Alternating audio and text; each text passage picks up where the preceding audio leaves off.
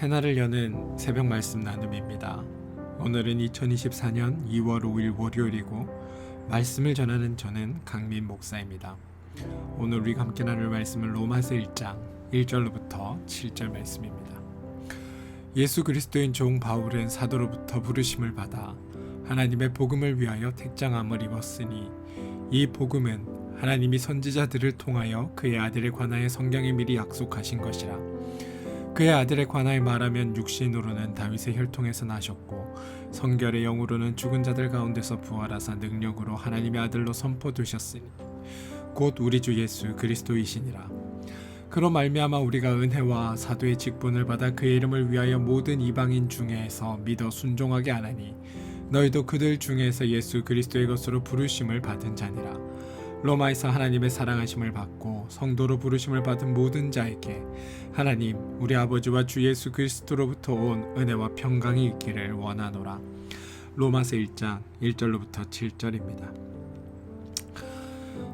기독교인이라면 누구나 믿음의 성장을 위해 애를 씁니다. 대부분 사역자가 성도들의 행복을 위해 또 교회의 부흥을 위해 쏟아놓는 헌신은 가히 상상을 초월합니다. 사람들이 인생을 살아갈 때 가장 많이 사용하는 단어 중 하나는 아마 열심이라는 단어일 겁니다. 열심 그 자체가 우리 삶의 미덕으로 존중받고 있기도 합니다. 그러나 우리 기독교가 열심만을 강조한다면 세상과 다르지 않습니다. 기독교에는 세상에 없는 것이 있습니다. 세상이 그 무엇을 주고 바꿀 수도 또 그 어떤 일을 행하고 얻을 수도 그 누구도 누릴 수 없는 오직 우리 그리스도교만이 가진 위대함이 있습니다.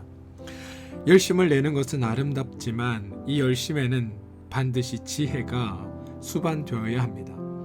지혜가 없이 열심만 내는 것은 자기를 힘들게 하고 주변 사람들을 아주 괴롭게 만듭니다. 열심을 내는 사람들은 자기가 행한 일에 대한 정당한 대가를 원합니다. 물질이든 명예든 어떤 모양으로든 다른 사람이 자신에게 그 대가 주기를 바랍니다. 그리고 만약 대가가 없다면 스스로 보람이라는 대가를 부여합니다. 보람이 없다면 인생은 너무나 힘들고 모든 일이 지치고 어려울 것입니다. 자신이 수고한 일이 아름다운 열매를 맺을 때 느끼는 그 희열, 감격과 보람이 아마도 사람으로 하여금 일하게 하고 수고하게 하는 원동력이 될 겁니다. 그런데 인간은 보람이란 감정에 매우 잘 속습니다. 인간의 모든 행동은 필연적으로 결과를 가져옵니다. 어떤 일을 했을 때 이루어진 결과에 대해 한 번은 보람을 느끼고 또 다른 한 번은 보람 대신에 아쉬움을 느끼고 또 어떨 때는 오히려 속상함을 느끼고 심지어는 하지 않는 것이 더 좋을 뻔했다라는 생각도 하게 됩니다. 이렇게 결과에 대해 자신의 반응이 비교되기 때문에 보람이 아주 중요한 것으로 여겨지는데 이건 그리스도인으로서는 좀 어리석은 모습입니다. 세상은 자신의 수고를 즐거워하죠. 자신의 수고가 헛되지 않고 적절한 결과를 이루었을 때 그들은 기뻐합니다.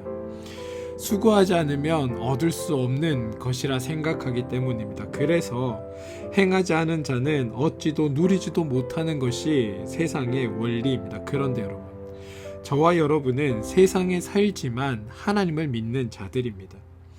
세상은 아마 자신이 행한 수고의 결과를 누리지만 우리 믿는 사람들은 자신이 행한 수고의 결과를 누리는 것이 아니라 하나님이 행하신 것을 누립니다. 하나님은 우리를 위해 일하시는 분입니다. 그러므로 그리스도인들은 자신이 한 일에 대하여 보람을 느끼는 정도가 아니라 자신이 행하지도 않은 일 때문에 가슴 벅차하고 감격하고 신나고 즐겁고 행복한 존재들입니다. 이것이 바로 믿는 자의 모습인 겁니다. 세상에는 비전이 제시되고 꿈이 소개되고 희망을 이야기합니다. 비전이나 꿈을 현실로 만들려고 자신의 한계를 뛰어넘으려고 우리는 인간이 부단히 노력합니다. 아무리 좋은 비전이라도 땀 흘리지 않고 스고스러운 고통이 없으면 아무것도 얻을 수 없습니다. 이게 세상의 법칙입니다. 그리고 땀의 대가를 칭찬하고 즐거워합니다. 하지만 우리 그리스도인에게는 하나님께서 흘리신 피의 대가와 그 은혜에 감사하며 그 안에서 안식하며 행복을 누리는 존재라는 사실을 우리는 잊어서는 안 됩니다. 세상 사람들은 자신이 수고하지 않은 일에 대해서는 기대하지 않습니다. 수고하지 않으면 아무것도 얻을 수 없다는 걸 알기 때문입니다. 그래서 간혹 성도님들 중에 하나님께 무언가를 해드려야만 하나님께로부터 무언가를 받을 수 있다라고 기대하는 분들이 계십니다. 그런데 여러분, 이건 하나님을 모독하는 행위입니다. 그리스도인들의 기쁨은 내가 행한 일 때문에 생기는 것이 아니라 나를 위하여 행하신 일 때문에, 하나님께서 나를 위하여 행하신 것 때문에 생기는 겁니다. 우리 그리스도교에서는 우리가 한 일이 아니라 하나님이 하신 일을 강조합니다. 성경에는 하나님이 하신 일들로 가득 차 있습니다.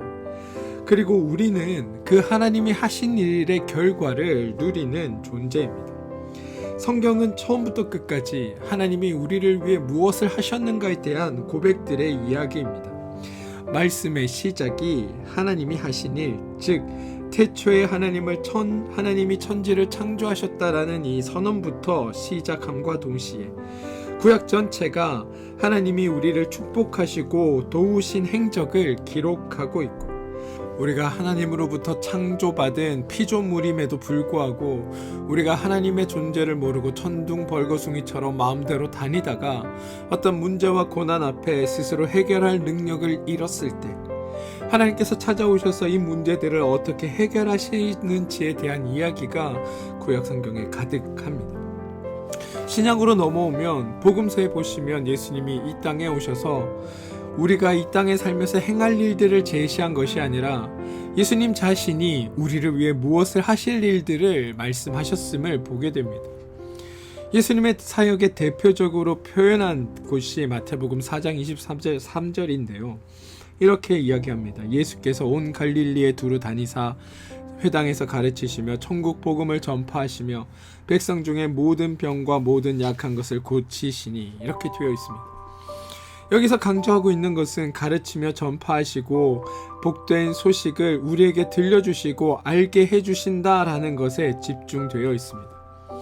여러분 한번 보십시오. 예수님은 제자들을 모아 예배에 집중하라고 말씀한 적이 없으십니다.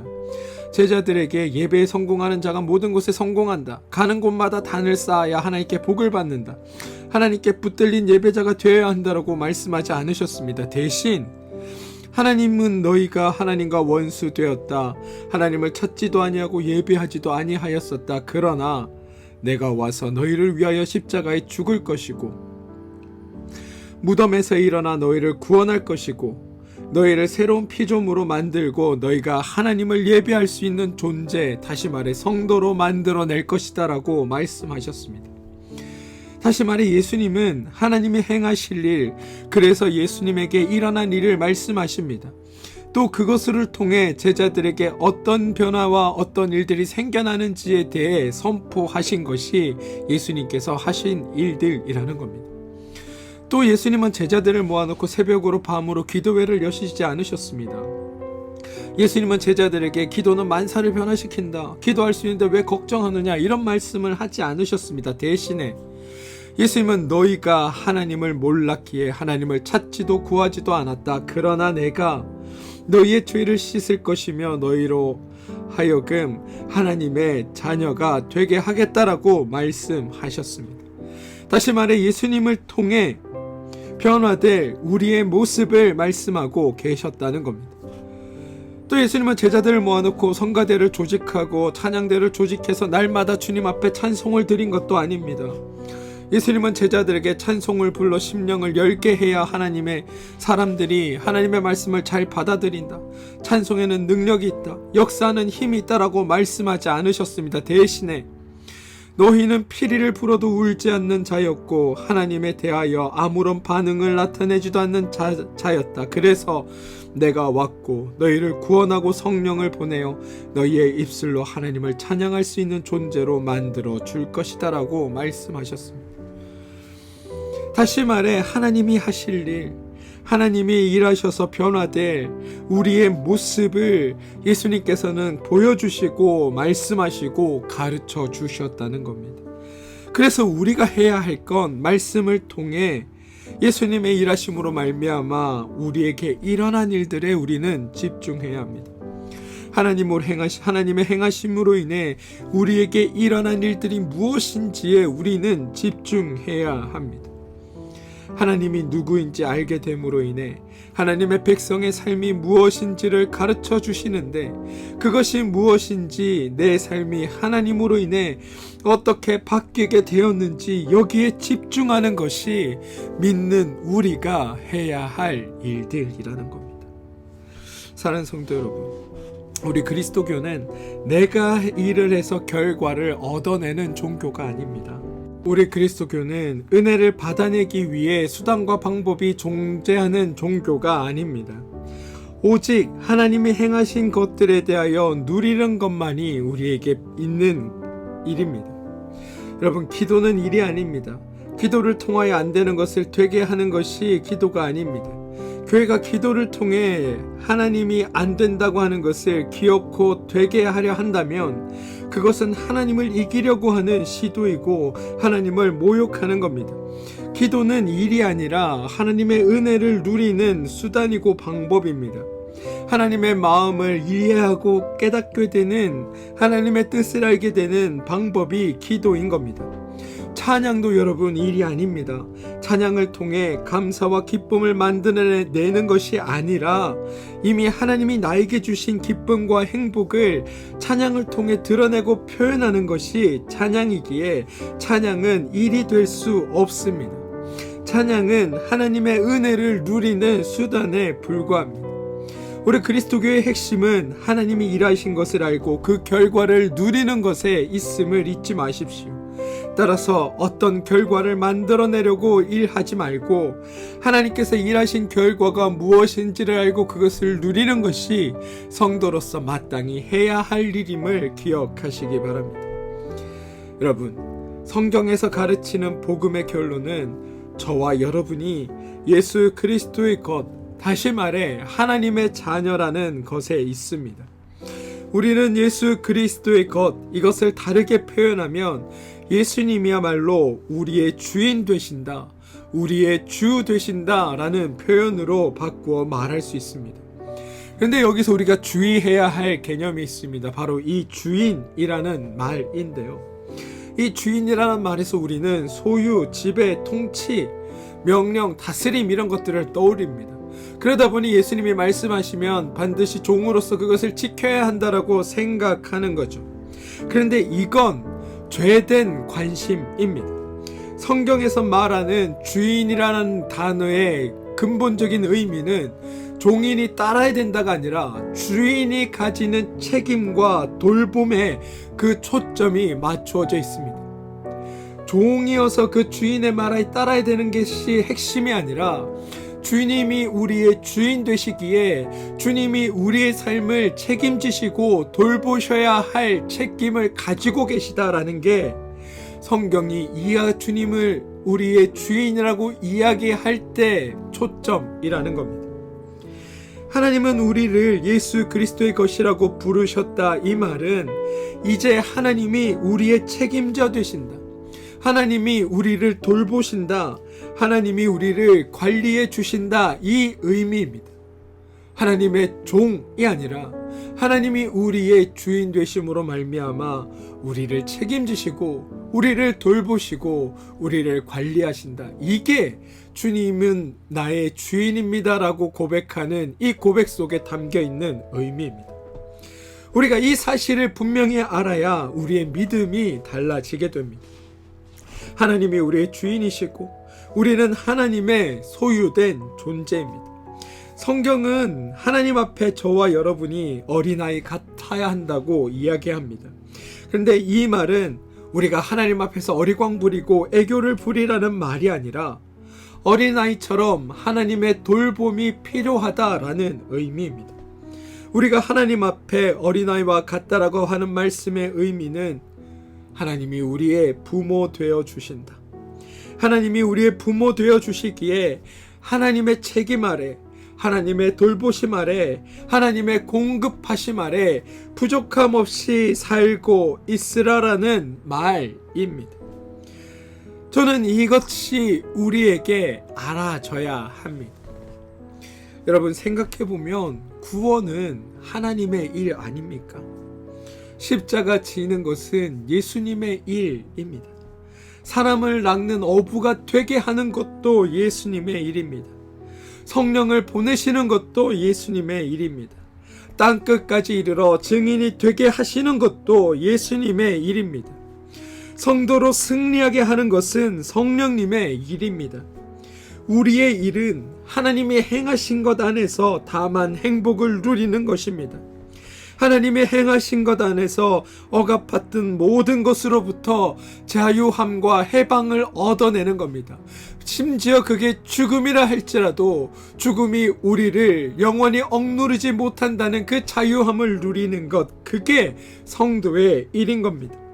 하나님 안에서 참 평안과 안식을 누리는 것, 그게 우리의 일이라는 겁니다.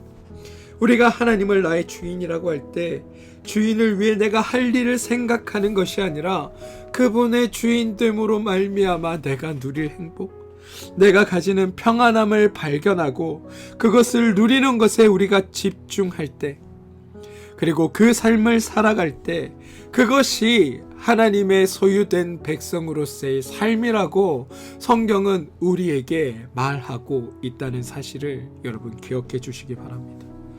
사랑하는 성도 여러분, 우리의 주인 되신 분의 책임과 돌보심을 누리며 사는 우리가 되길 소망합니다. 말씀은 이렇게 우리에게 고백합니다. 저와 여러분은 하나님의 것이다. 저는 이 사실이 우리에게 있어 힘이 되고 위로가 되고 능력이 되길 주님의 이름으로 축원드립니다. 우리 함께 기도하겠습니다. 주님, 내가 하나님의 소유라는 것, 하나님이 나의 주인 되신다는 것이 얼마나 행복한 일인지 발견하게 됩니다. 주인 되신 주님 안에서 돌봄과 위로를 받으며 주님의 일하심 안에서 머물며 행복한 삶을 누리게 해 주시옵소서. 복된 삶의 자리에서 신실하게 주님을 믿으며 신실하신 주님의 행하심을 통해 내 삶이 완성되어 감을 알게 하여 주시고, 넉넉하고 풍성하신 하나님 안에서 부족함 없는 자녀의 삶, 종의 삶이 되게 하여 주시옵소서. 예수님의 이름으로 기도합니다. 아멘.